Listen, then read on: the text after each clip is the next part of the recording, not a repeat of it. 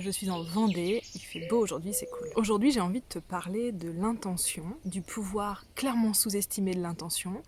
Pourquoi est-ce que lors de nos programmes, on passe une séance entière, en général de 2-3 heures, avant de commencer un programme sur vraiment le fait de poser une intention, comment est-ce qu'on pose une bonne intention, à quoi ça sert. Et c'est encore quelque chose qu'on revoit régulièrement avec nos clients privés sur l'intention pendant toute la durée d'un accompagnement.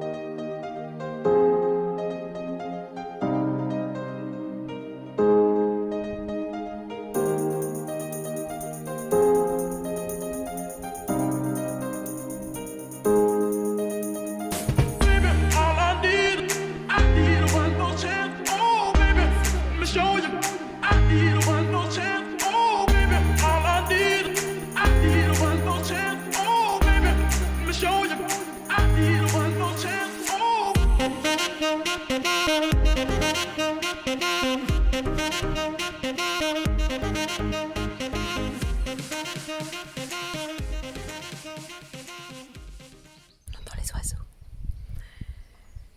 Alors, j'ai changé de place pour pas avoir être en plein soleil et avoir les yeux comme ça tout fermés, mais je sais pas si ce sera beaucoup mieux. En plus, il y a la route de ce côté-là.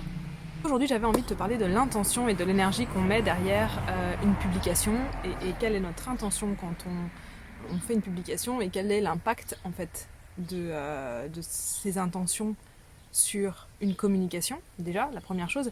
Et je voulais aussi te parler des moments où on peut se faire avoir en voulant poser une intention et sans s'en rendre compte, tomber plus dans le contrôle, dans le jugement, ce qui est totalement contre-productif avec l'histoire d'intention. Je vais prendre un exemple pour moi, et j'ai une cliente aussi que je trouve qui a masterisé le pouvoir de l'intention et de l'énergie quand elle crée des publications. J'ai une cliente, je pourrais te mettre son témoignage en barre d'infos quelque part, enfin, dans le petit i quelque part là. Alors elle a qu'un seul réseau, elle n'avait pas de réseaux sociaux quand on a commencé, elle publie quand même très peu souvent sur les réseaux, mais quand elle publie, on a vraiment travaillé ensemble là-dessus et elle a vraiment trouvé sa bonne manière de faire.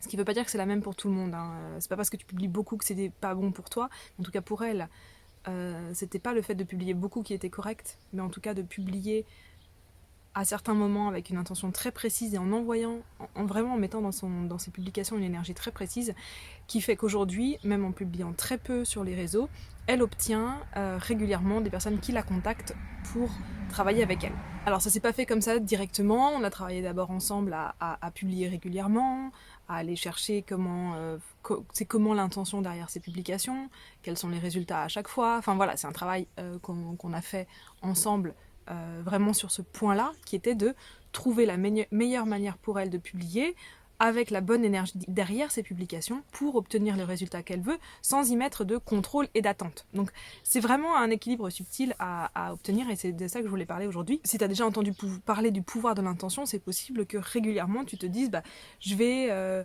mettre derrière cette publication l'intention de toucher les bonnes personnes. Je vais mettre derrière cette publication l'intention de vendre quelque chose, de ramener des clients.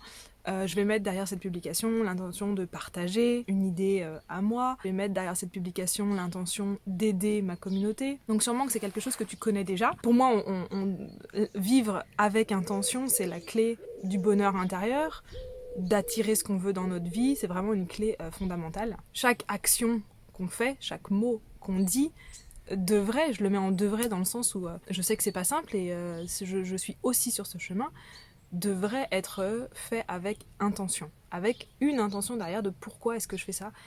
Parce que quand on est clair sur l'intention qu'on a, on est clair aussi sur... En fait, ça va éclaircir automatiquement la manière dont on va dire les choses, créer, mettre au monde, et aussi sur comment ça peut être reçu en face. Même si on n'est pas responsable de comment les gens entendent, reçoivent nos mots, on a quand même, à travers notre intention, cette responsabilité-là. Par exemple, la plupart du temps, quand on parle avec quelqu'un et qu'on est en colère et on va dire des choses qu'on ne pense pas forcément et où on va faire du mal, c'est parce qu'inconsciemment, on a cette intention-là, soit de faire du mal, soit de se protéger, et donc on le fait à travers un mécanisme de défense.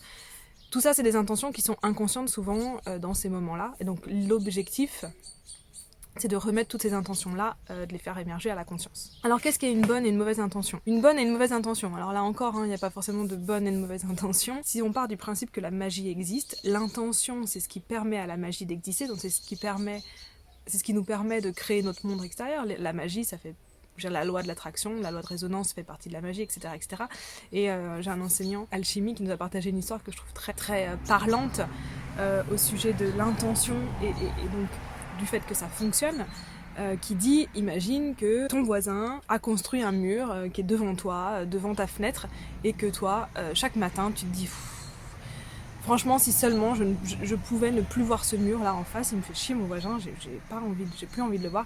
Si j'aimerais vraiment là qu'il y a un truc qui fait que je ne vois plus ce mur tous les matins face à moi. Le fait d'avoir ce genre de pensée, c'est poser une intention. Sauf que cette intention là, pour y répondre, l'univers va... En fait, on pose l'intention, l'univers s'occupe du comment. Nous, on ne décide pas comment ça va se faire.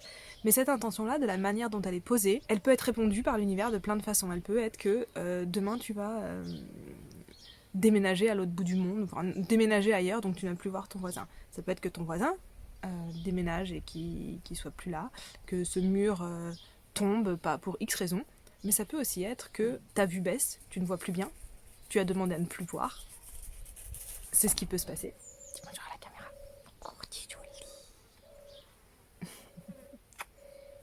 C'est Inouk, c'est le chien de mes parents. Et donc l'intention, ça peut être de, voilà, quand tu te demandes de ne plus voir ton voisin, tu peux aussi avoir l'intention de... L'univers peut répondre à cette intention en faisant que ta vue baisse et jusqu'à ce que tu ne vois plus. Ça peut être ce genre de choses en fait. Donc la qualité de l'intention, c'est pas est-ce que c'est bien ou est-ce que c'est pas bien, c'est de réfléchir quand même à la qualité de son intention pour être sûr qu'on ne fasse de mal à personne et non plus à soi-même. Est-ce que mon intention... elle est juste pour moi et pour les autres, pour les gens qui m'entourent. La deuxième chose, c'est est-ce que derrière mon intention, je mets du contrôle. Le contrôle, par essence, donc c'est-à-dire quand dès qu'on met des attentes, dès qu'on fait quelque chose pour obtenir un résultat, on met du contrôle et par essence, c'est ce qui nous coupe de notre puissance. Dès qu'il y a du contrôle sur nos actions, on est coupé, on se coupe automatiquement de notre puissance. Une intention, par exemple, qui serait de « je fais cette vidéo pour... vendre mon produit » et quelque part une intention qui comporte du contrôle et donc on va se couper de la puissance de notre intention quand on fait ça. Une vidéo qui va être je fais cette vidéo pour vraiment servir des gens parce que là j'ai vraiment envie de partager ça parce que je sais que ça peut aider, et déjà une intention beaucoup plus juste dans le sens où ça peut aider des gens et on n'est pas dans le il y a du contrôle. Sauf si je vais faire cette vidéo parce que vraiment ça peut aider des gens et ça pourrait aussi me rapporter plein d'argent. Il y a du contrôle. Voilà, donc en fait moi je pense que l'intention, plus on le fait régulièrement, plus on s'entraîne à vivre avec intention et plus ça devient facile. Bien sûr que le cerveau est malin, quand si je suis super dev perso, j'ai un ego spirituel qui me dit j'ai compris comment ça fonctionne l'intention, donc je vais faire des choses qui semblent être bien pour obtenir quelque chose qui me plaît. Ok, ego spirituel en marche.